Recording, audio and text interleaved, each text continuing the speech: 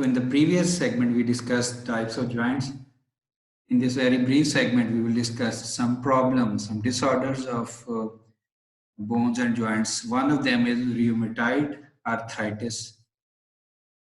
So this is systematic autoimmune disorder primarily affecting synovial joints. This is actually the chronic destruction of joints symmetrically. The bones erode, and it could also relate to erosion of tendons and cartilage.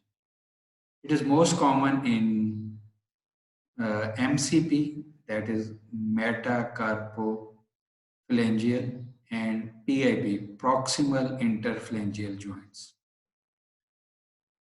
But wrist, ankles, knees, shoulders, hips, elbows, and other joints can also be affected. You can notice here that in this case, this joint has been affected.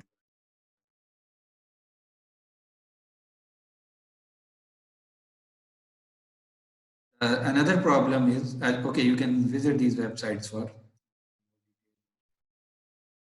Another problem that is more common is osteoarthritis. So this is not autoimmune disorder, but this is mechanical wear and tear and damage to the joints. Osteoarthritis. So what osteo actually means bones. Most commonly affects weight-bearing joints like ankle, knee, hip, lower back, and neck. And in upper limb, most common it is most common in wrist, proximal interphalangeal joint, and distal interphalangeal joints.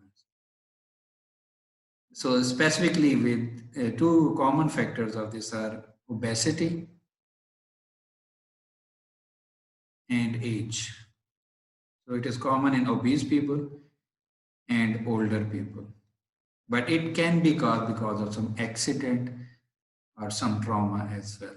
You can see that the cartilage has been worn out because of some wear and tear, natural wear and tear because of aging, because of obesity, or maybe because of some accident. And again, you can visit these websites for some more details. And the third problem is osteoporosis. So which literally means porous bone.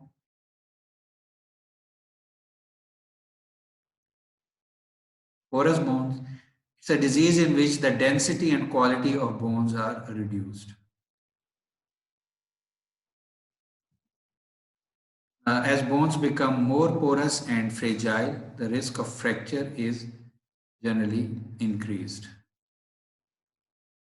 The loss of bone occurs silently and progressively. Often there are no symptoms until the first fracture occurs. So this is a healthy bone, normal bone, and this is the bone with osteoporosis, so porous bone. So you can see the structure as well. So density of the bone reduces, the bone becomes weak, and it can fracture. So in this lecture, we discuss cartilage. It's three types: hyaline, elastic, and fibrocartilage, ligaments, and their functions. Types of joints based on structure: fibrous joint, cartilaginous joints, and synovial joints, and types of joints based on movement. So they are actually synovial joints, and we discuss 6 types of synovial joints, their examples, and movements they can generate. So you can have a look at this slide to recall the joints that we discussed and their structure.